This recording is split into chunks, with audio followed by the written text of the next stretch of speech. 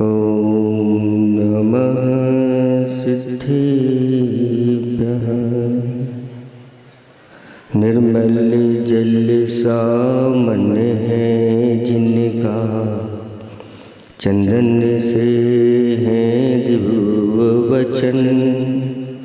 अक्षत सम अक्षत है श्रद्धा, सुमनों सा सुंदर है तन।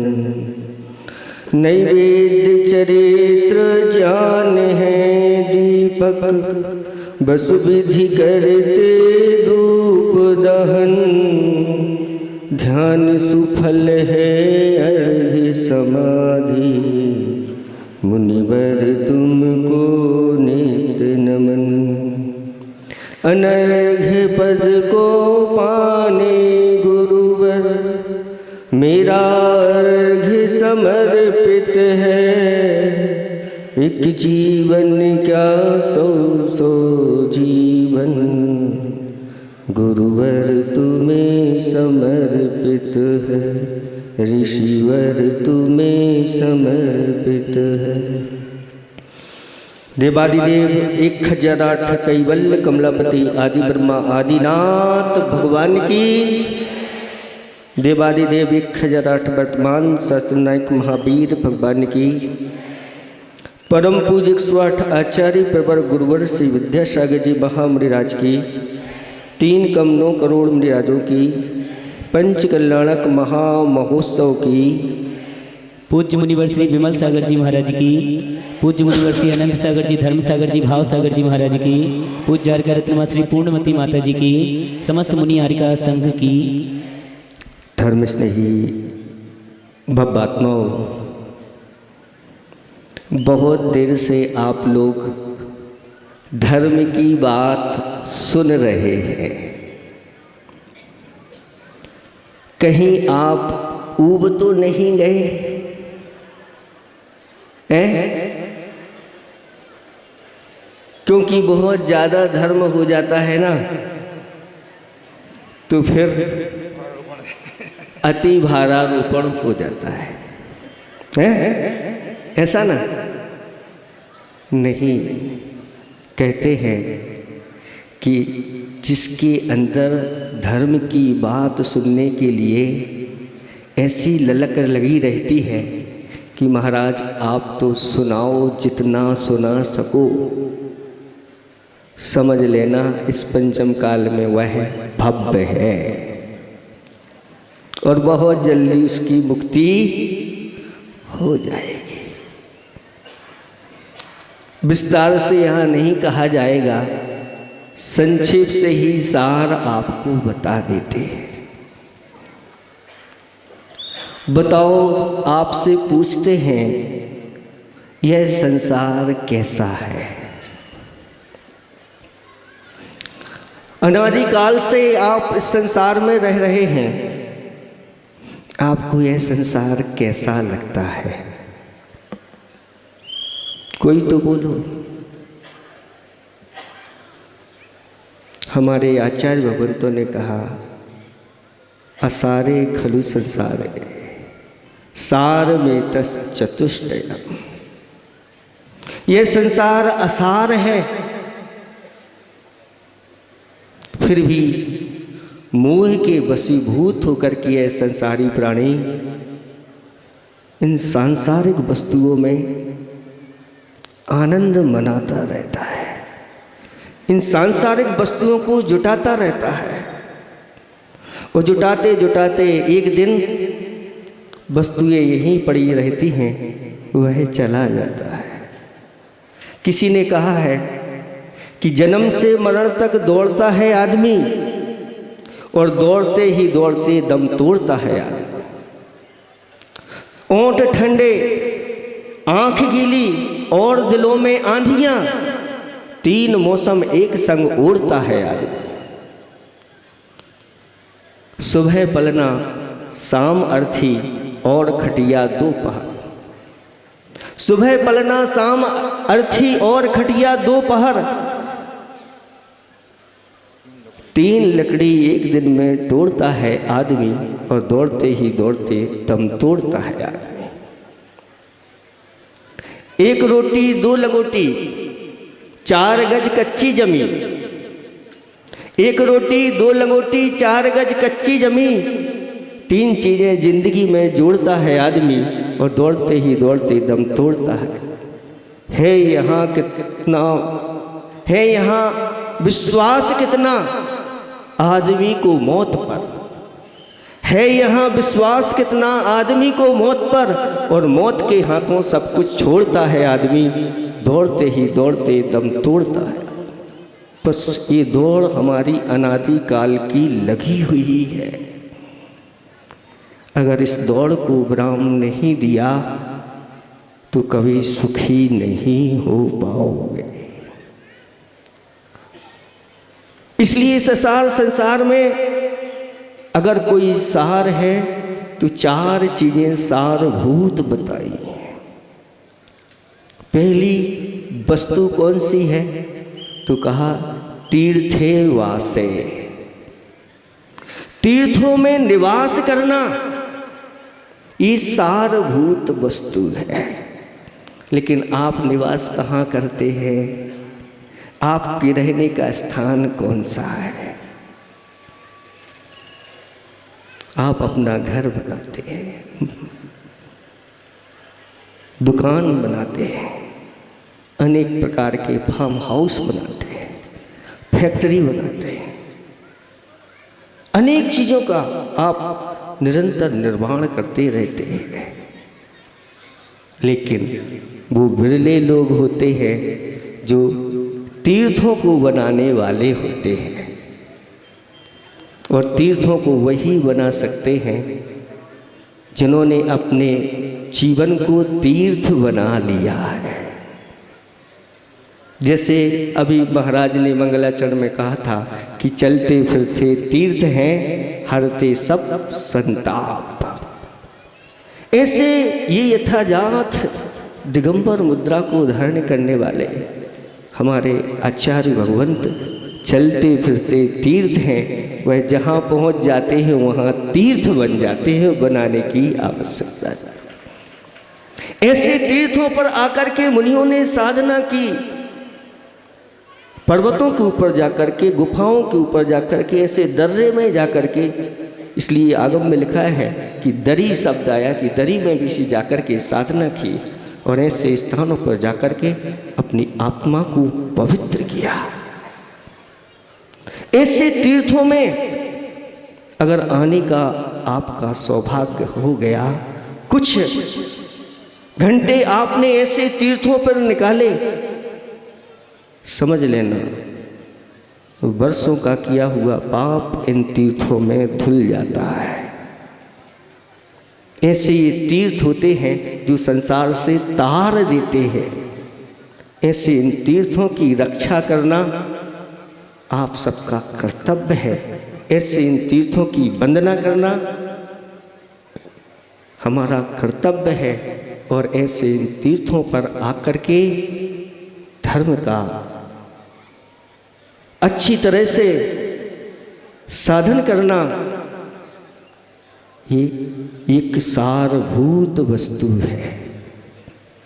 ऐसे इन तीर्थों की रक्षा करना है तो इन तीर्थों पर आकर के कुछ समय आप लोगों को देना होगा। एक ये तीर्थ है और दूसरे तीर्थ चलते फिरते तीर्थ है, तो जहाँ पहुँच जाते हैं वही तीर्थ हो जाते हैं। ऐसे तीर्थों पर निवास करना, अपने अपने घरों में तो सब निवास करते हैं, लेकिन धन्य है वो जीव जो तीर्थों पर। हमारे गुरुदेव की साधना प्रायः तीर्थों पर ही हुई है, और जहाँ पर तीर्थ हो और चलते फिरते तीर्थ पहुँच जाएं तो वह तीर्थ सामान्य नहीं हो जाता, वह महातीर्थ बन जाता है। तो एक वस्तु ये हो गई, तो दूसरी वस्तु है सद उक्तुश्च, यानी जो वेद पुराणों में अच्छी अच्छी उक्तियाँ कही गई हैं। एक एक पंक्ति अनमोल है। उसकी कीमत कोई दे नहीं सकता। ऐसे हमारे ऋषि मुनियों ने ऐसी पंक्तियां दी हैं। एक बार अलग अलग 4 व्यक्ति आ गए महाराज के पास और महाराज से कहा, महाराज हमारे लिए कोई मंत्र दे दो। महाराज ने उसकी सुन ली। दूसरा आ गया, महाराज दिन अच्छे नहीं चल रहे हैं, आशीर्वाद दो, धन वृद्धि हो जाए। वो भी बैठ गया। तीसरा व्यक्ति आया, महाराज आपका आशीर्वाद सुना है, अच्छा फलता है, हमारा भाग्य जाग जाए, ऐसा आशीर्वाद दे दो। चौथे नंबर का व्यक्ति आया और वह कहता है कि महाराज मैं जिस भाव से आया हूँ वह मेरा भाव पूर्ण हो जाए, मेरी पदोन्नति हो जाए, मुझे इस पद की प्राप्ति हो जाए। चारों बैठ गए और महाराज ने कहा कि भाई तुम्हें मंत्र चाहिए, हमारे पास तो परम मंत्र है, बताओ मंत्र चाहिए कि परम मंत्र? बोलो, यहाँ सब लोग बैठे हुए हैं, मंत्र श्रेष्ठ है कि परम मंत्र? परम शब्द यानी अपने आप में ये श्रेष्ठ है। तो जहाँ परम चीज मिल रही है तो क्यों नहीं? महाराज हमारे लिए तो परम मंत्र चाहिए। दूसरे से कहा, क्यों भाई धन चाहिए कि परम धन? वह कहता है, महाराज धन से बढ़कर के परम धन होता है, वो मिल जाए तो कहना ही क्या है। तीसरे से कहा, क्यों भाग्य जगाना चाहते हो कि परम भाग्य? तीसरा कहता है, महाराज परम भाग्य जाग जाए तो कहना ही क्या है। चौथे से कहा, क्यों पद चाहते हो कि परम पद? बोलो, पद से श्रेष्ठ है कि परम पद?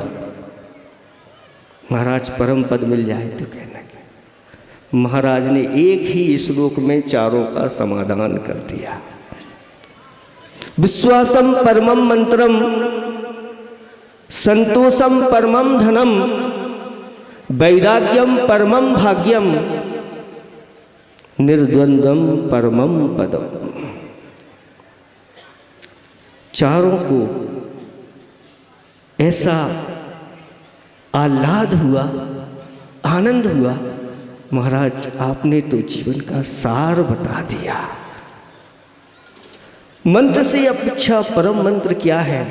आपके लिए मंत्र दे दिया, उस मंत्र के ऊपर विश्वास नहीं तो उस मंत्र की कभी सिद्धि नहीं हो सकती। महाराज ने कहा, विश्वासम परमम मंत्रम, विश्वास परम मंत्र है।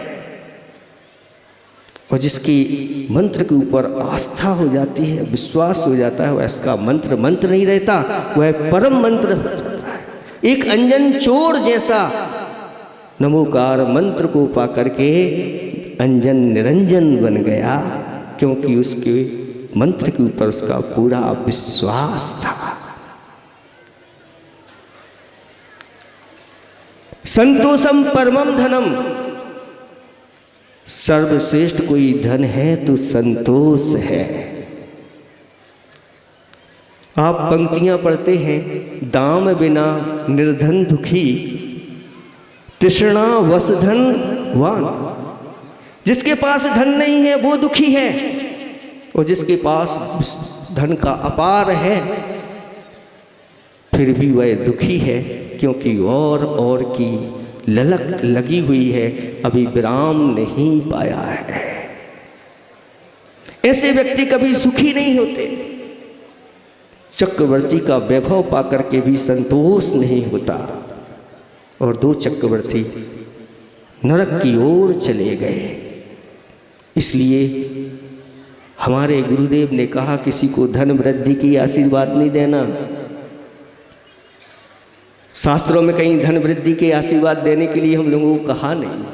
विचार करते हैं क्यों, कहना तो था। अगर धन वृद्धि का आशीर्वाद दे दिया और इनकी ऐसी धन की वृद्धि हो गई, उस धन में ही ये लिप्त हो गए, इनकी दुर्गति हो जाएगी। इसलिए आचार्य भगवंतों ने कहा, इनको धर्म वृद्धि का आशीर्वाद दो। जब भी आओ ऐसे मुनिराजों के पास, महाराज हमारे लिए धर्म बुद्धि का आशीर्वाद, सद्बुद्धि का आशीर्वाद दो।